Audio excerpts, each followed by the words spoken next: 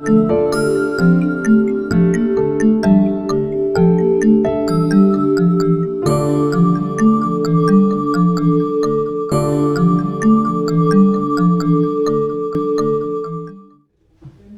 to Aspire IAS Focus Interview Program. We are bringing you the dedicated series of interview for Economic Survey and its analysis. Economic Survey, as we discussed earlier, is released in 2 volumes and we've already presented to you the Volume 1 summary. Today we will start with the Volume 2 summary, and the first 2 chapters are dealing with macroeconomy and the government finances. The Volume 2 gives you an overall perspective about the Indian economy in the past 1 year. So it is very important to revise your current affairs also, and also to understand what is the trend in the economy. So this is very important for your interview perspective, and the important instructions, as we mentioned earlier, also still remain. Have a pen and paper in your hand for taking notes. Revise the related concepts simultaneously. Answer the probable questions yourself before listening to our answer, and do not belong to any ideological grouping while you are assessing the economic survey. And most importantly, never forget to smile. So let's begin. The 10 chapters of Economic Survey Volume 2 are State of the Economy, Fiscal Developments, External Sector, and you can read the rest of them in your screen.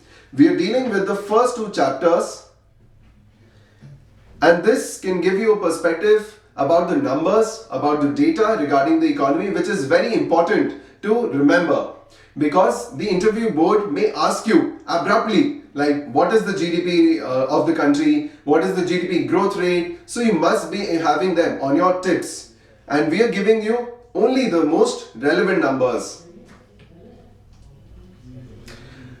So macroeconomic data of the last 5 years, we've compiled it specially for you so that you can understand the trend of it. The data, remembering the data alone is never sufficient. You must understand how it is doing for the last many years. And that is why we are starting with 15-16 and we are bringing you up till 19-20. We have also presented the official budgeted figures of 2021 from the Union Budget of 2021. So the real GDP of the country is right now at 148 lakh crore, which is 148 trillion rupees. In the nominal terms, it is 190 trillion rupees. And this makes us the 5th largest economy in the whole world. We've recently surpassed France and UK. This is a very good thing, but yes, along with economic growth, we must also focus on the human development indicators of the country. That can ensure us the complete overall development of the country. Then GDP growth rate, which was earlier at around 8%, is right now declining up to 5%. So you can see that GDP growth rate has contracted, and this leads to the problem and the hot debate regarding how we can revive the economy in the present times. Agriculture growth rate, which is constituting a very small portion of the GDP growth rate in the present times, is at around 2% right now. It has been highly fluctuating. You can see that it was earlier 1.2%, then it increased, shot up to 6.3%, then now it is contracting up to 2%.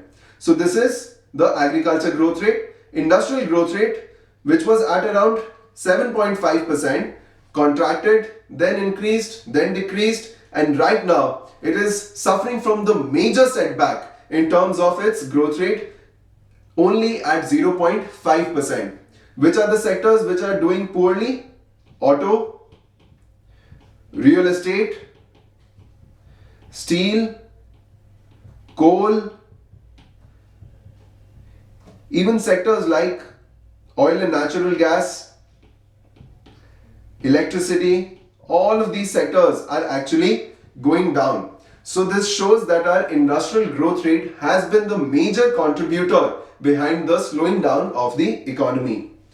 Then services growth rate has also squeezed given the fact that services are only catering to the other two sectors of the economy. If the other two sectors are not doing good, the services sector will also suffer a little setback. So the services sector is at around 7% right now, and the growth rate has been on a declining trend only. Then fiscal deficit trend in the Indian economy has been that it is on a declining trend. It was on a declining trend. Then in 2017-18 to 18-19, it somehow became even, and it gained a plateau. Then again it started to rise, and this year it has shot up to 3.8%, mainly because of the fiscal stimulus and the various corporate tax cuts, the disinvestment target which was not met, and various other reasons which led to the shooting up of the fiscal deficit target. The government says that next year we can try to achieve 3.5%. Mind you that this target is still away from the target which has been set up in the FRBM Act and the recent NK Singh Committee report. So yes, we are having a fiscal deficit of 3.8% presently. Revenue deficit, which is the excess of the revenue expenditure over revenue receipts, is around 2.4%. This was on a declining trend, but right now it is increasing, and the government is saying that next year also we can increase it further. Why? Because the government wants to revive the demand in the economy, because demand is a major stimulus for the investment and the growth. Inflation in India was declining from 2015-16 onwards, especially the food inflation. But in the recent times, it is seen that the food and the fuel inflation have increased, which have also resulted in increase in the CPI inflation. Then current account deficit, which was 1.1% in 15-16, it narrowed down to 0.7%, but then again in 17-18 it increased. The reason for the increase was not because we increased our imports exponentially, but because earlier in 2016-17 our exports and imports were actually on a decline. Our economy was not doing very well in the external sector. When we increased the exports and the imports in the economy, then our current account deficit also increased. A similar reason is we are facing in 2019-20. Our external sector has actually contracted, which is why our current account deficit has actually contracted. Then gross fixed capital formation. Gross fixed capital formation is the investment that we are generating in the economy. It has remained stagnant, but yes, the private investment, which constituted a major portion, it has contracted, whereas the government investment has increased. Then savings rate in the economy are also at a plateau. As per economists, after 2008, we are not in a condition to revive the savings rate in the economy. And this is a major impediment to growth because it leads to limited investment capacity also. Then direct tax as a percentage of GDP. Direct tax as a percentage of GDP was earlier. We must see the tax percentage as a percentage of GDP collectively first. So earlier we were at around 10.6%. Then somehow we increased it to 11.2%. 11.2%. Then we increased to 11.4%. Then around 11.9% or 12%. But now in 2019-20 we again came down to 10.7%, which shows that our tax rate and tax collections have not performed well. So this is one of the reasons is because we provided the corporate tax cut. So that is one of the reasons. The other reason is that because the economy is not doing good, the business is not doing good, people are not in a condition to generate income. That is why the direct tax and the indirect tax have also come down. The fall in the direct tax and the fall in the indirect tax have different consequences. When direct tax falls, it leads to more inequality. When the indirect tax falls, it does not generate inequality, but it shows that the economy is squeezing on an overall level. Then sectoral shares in gross value added percentage. We can see that the maximum, we can see for the agriculture first, that it was at around 18.3% up to 2013-14. That it increased to 17.4%, but in the present times, it is only 14%. Despite the fact that agriculture is employing more than 50% of the population, these 50% population is only contributing 14% to the GDP, which is a very negative situation, and we must do something to revive the agriculture and doubling the farmers' income. Then industry. Industry was around 32%, then it came down to 30%, and right now it is only 29%. Industry is a major sector which should be at a higher pace, at a higher level right now, and we must work towards industrial reforms, making industrial corridors in order to revive the industrial growth. What is the major contributing factor? First is manufacturing sector, second is the construction sector, third is your electricity, and fourth is the mining and the quarry. Services. Services is the major contributor to GDP growth rate, but it is employing very less people. So services is contributing 60% to the GDP growth rate. The major is the financial and the real estate and the professional services. Second is trade, hotel, transport, storage, communication and broadcasting services. And third one is your public administration, defense and other services. Now let's look at the growth rate of agriculture in the past 3 years. As we mentioned earlier, that agriculture growth rate has been highly fluctuating. From 5% it has come down to only 2% or 3%. Industry is at around 2.5% right now. And the major sectors that have underperformed are, one is mining. You can see that 5%, from 5% we've come down to only 1.5%. Second is the manufacturing sector, which has come down from 7% to just 2%. So there is a 5 percentage point decline. And this is a major issue right now, because industry sector is generating employment, it is generating export potential, it is generating your investment potential. And if it is slowing down, it is a major crisis for the economy. Then construction sector has been hard hit by poor liquidity in the market. NBFC crisis, IL&FS type of crisis, the banks becoming problematic because of the twin balance sheet problem. They are not giving loans to the real estate sector, and this has led to a major impediment in growth in the construction sector. Mind you that construction sector is the second largest employer in our economy. If it is slowing down, it is a major situation.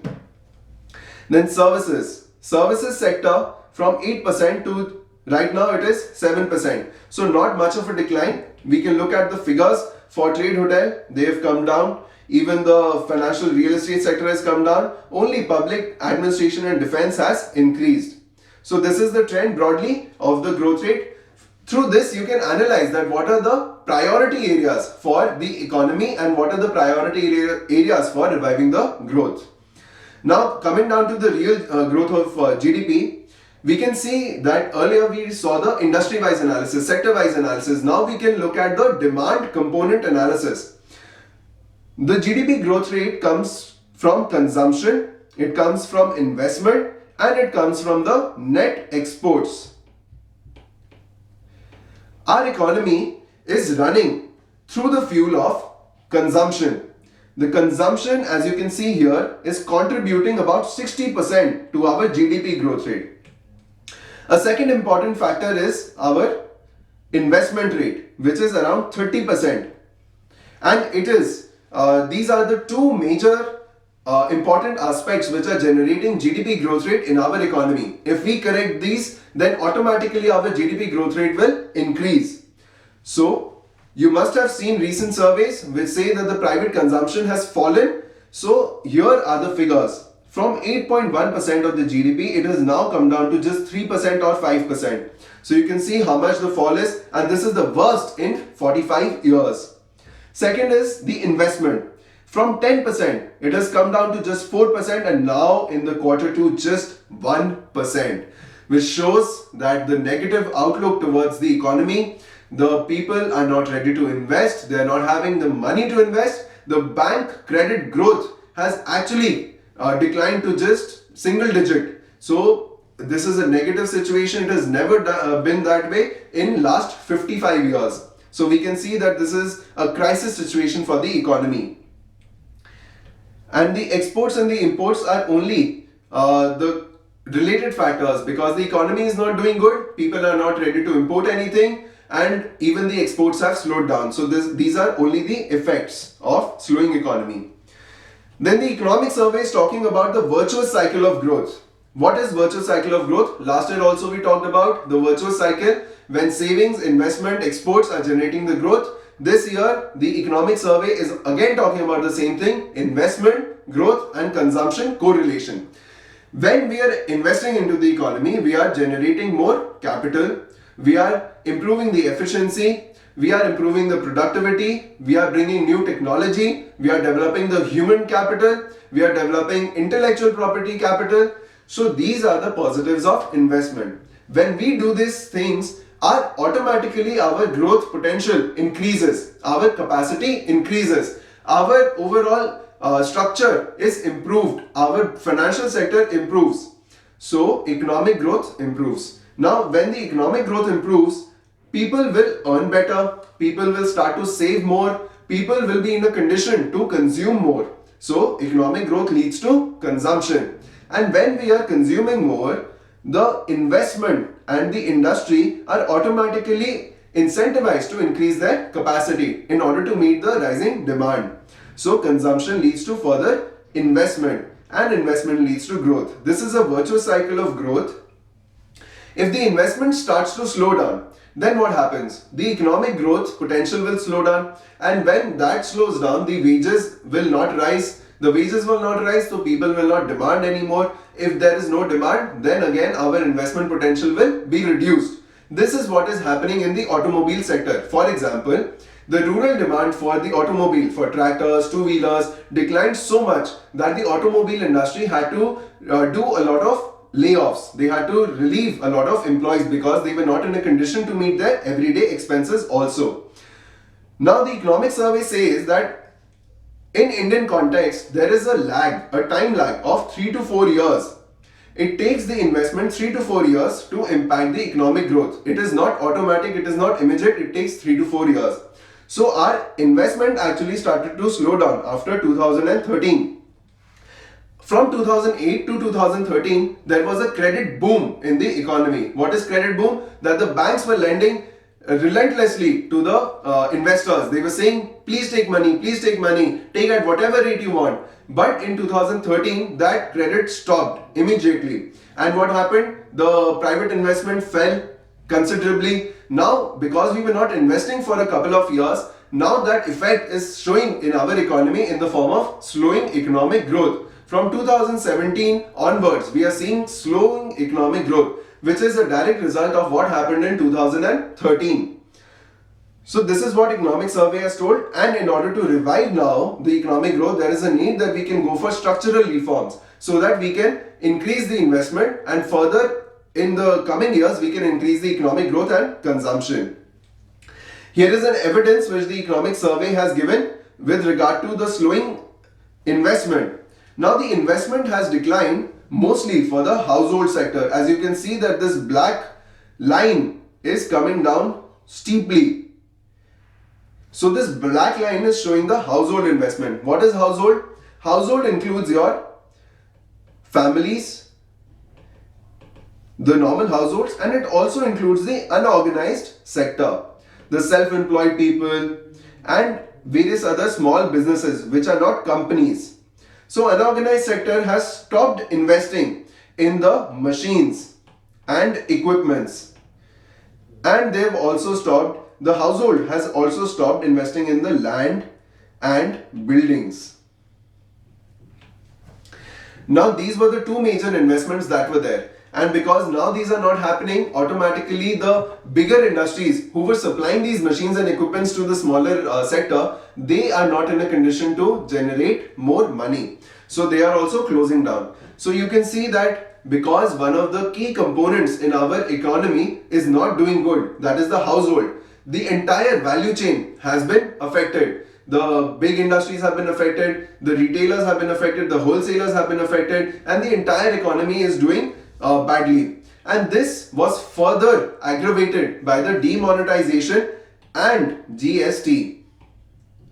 Demonetization and GST, although were good interventions and with good intentions. But simultaneously, the government failed to give any fiscal stimulus to the economy, which led to poor investment climate in the country, poor liquidity in the country, and now the smaller businesses are not in a condition to revive themselves. So this is one of the major reasons. The rest you can see the diagram. The fixed investment of the entire economy has followed the trend of households. So this is showing that household is a major component in our investment. Now coming to economic outlook of India. The IMF economic outlook report says that 5.8% is the growth outlook for the next year. What are the downside risks? Global trade tension, trade war between USA China, escalation in US-Iran geopolitical tension which can increase the oil prices, fiscal stimulus or quantitative easing by the advanced economies which can lead to problem of hot money in India and the developing world, slow progress of the insolvency bankruptcy code, increasing in the bond yield due to fiscal deficit. If the government increases the fiscal deficit, the private investment will be crowded out and it will increase the cost of capital. Then high incremental capital output ratio, which is the amount of money that you have to invest in order to generate more infrastructure. So if that is high, it is a negative situation. If it is low, it is a positive situation. A non-rising domestic savings may deteriorate the current account deficit, depreciate the rupee and make the virtuous cycle more difficult to realize. If we are not having good domestic savings rate, we will have to borrow from external market. If we are borrowing from the external market, then we have to pay the interest and that interest will further increase our current account deficit. Now revival of the global trade. These are the upsides. What are the positive things? What are the opportunities? Revival of the global trade because USA and China are right now in trade negotiation. Affordable housing thrust to revive the real estate. You must be knowing that 25,000 crore alternative investment fund has been made by the government. Price correction in the real estate, increasing the investment activity.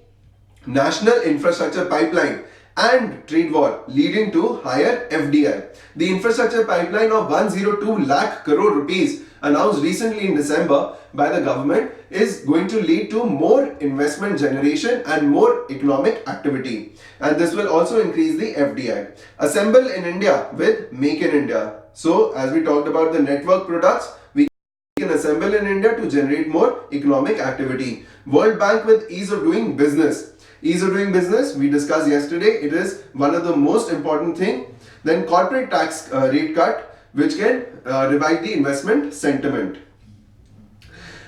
Now, these are some of the recent reforms to revive the growth undertaken by the government in the last 1 year.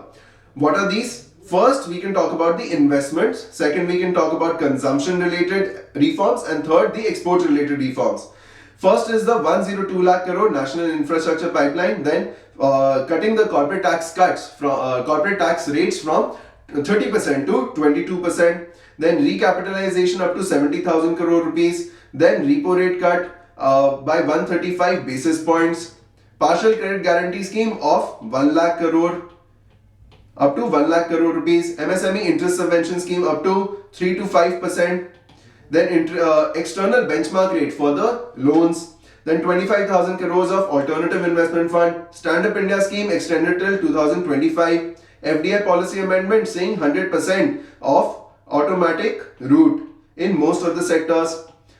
Angel tax reforms and various other reforms in order to revive the investment in the economy. Then MSP increase in order to revive the consumption. PM Kisan type of schemes to give money into the hands of people, social security programs and GST rate revision, reducing the GST rate in order to make things more affordable.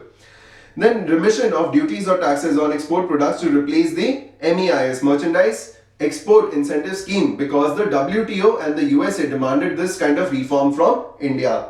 SEZ Bill Amendment, Sugar Export Policy, E-commerce for handicrafts and Export Credit Insurance Scheme. It is expected from you that you must be knowing these aspects well in order for your interview as well as your PTN mains. So you can revise these, and you can see here also that the major focus of the government has been on investment, not the consumption. Consumption is a major tool to revive the investment, but the government is not doing enough for generating more consumption in the economy. Then government finances. Government finances is an important topic because as a policy maker, as somebody who is going to be among the government managing the finances, you must be knowing what are the sources of money and what are the application of the money that you earn as part of the government. So fiscal deficit is defined as the excess of expenditure over the receipts, especially the revenue receipts and the non-debt creating capital receipts. Now, what are the revenue receipts for the government? First is the corporate taxes. The corporate taxes have not performed well, as we discussed earlier, because the government gave a serious cut in the corporate tax rates. Second is the personal income taxes. You must be knowing the new slab rates that have been introduced: 5%, 10%, 15%, 20%, and then 30%. Then GST rates. Now GST is a major issue in our government finances right now because GST collection has not met the targets. Even the GST related disputes between center and the states are on increase. So what do the government do? Because GST rates are not matching, so there is a need to bring more reforms. E-way bill system, e-invoicing system, giving pre-filled returns for GST, solving the disputes faster, and controlling GST evasion. These are the major reforms on which the government has to work. Even easy compliance through easy returns, easy movement of the returns and movement of the goods. That's how we can revive the GST. Then excise duty is another major source of income.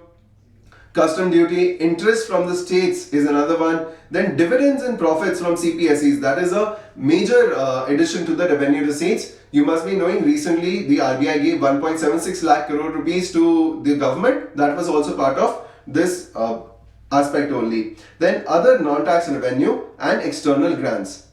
Non-debt creating capital receipts. These are not the debt, these are other than the debt. First is the recoveries of the loans and second is disinvestment.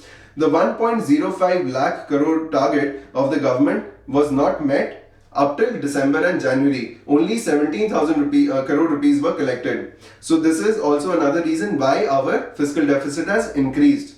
Then revenue expenditure and capital expenditure. There are two types of expenditure. One is committed and one is non-committed. This type of distinction we do in order to understand that what expenses we can control. When we are installing austerity measures, so then what are the expenses we can control? What are the ones we can not control? So the committed expenditures include your interest liability, your salaries and pensions which are decided by the pay commission, the defense services expenditure, central sector scheme and transfer to the states. Within the committed expenditures also, if the government starts to restructure the schemes, if the government does away with a lot of expenditure, unnecessary expenditure, and if it starts to do austerity measures within the committed expenditure, there is a chance that we can control that expenditure also. But major savings come from the non-committed expenditure, that is the subsidies. The subsidies are given in the sequence in which they are maximum. So the food subsidy is the maximum. There is a need to reform the MSP policy and make it more sustainable because right now the government's fiscal deficit is coming because of food subsidy also. Then fertilizer subsidy which is given to the manufacturers, Ujjwala scheme and the petroleum related subsidy which are the LPG cylinders. Recently the CAG report has highlighted that there is a high amount of corruption in giving out of the cylinders. So there is a need that we can control this through better data, through better input validation controls and better digital governance. Then interest subsidies and other subsidies and the other non-committed expenditures. But the main thrust should be on the capital expenditure. The government in the wake of reducing the expenditure is actually only reducing the capital expenditure, whereas the capital expenditure is a quality demarcation of the economy. If there is more capital expenditure, there is a chance that in the future our economic growth will be faster because of the virtuous cycle of growth. But the state governments especially are not increasing their capital expenditure, which is a major impediment. Then we come to next point, that is the debt. Now the NK Singh committee report in 2017 had said that the government should control their debt to GDP ratio to just 40% in case of central government by 2023. But right now we can see that the level of debt to GDP ratio for the government is at around 50%. and the external debt is at around 2.5 or 2.4%. So this shows that government is still far away from its target, and maybe in the future, if the government does not reform its policies, does not do structural reforms, does not go for better tax collection, then this percentage may even increase.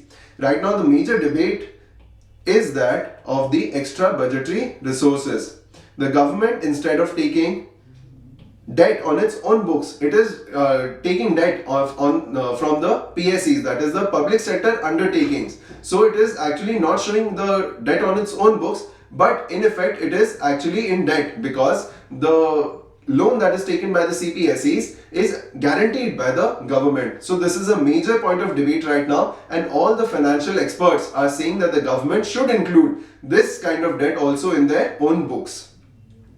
So debt to GDP ratio is on a increase, and the sources of deficit financing. It is important to understand that what are the sources. First is the securities against the small savings, that is government bonds, treasury bills, 14-day treasury bills, your external loans that we take for short period of time. These are the major sources.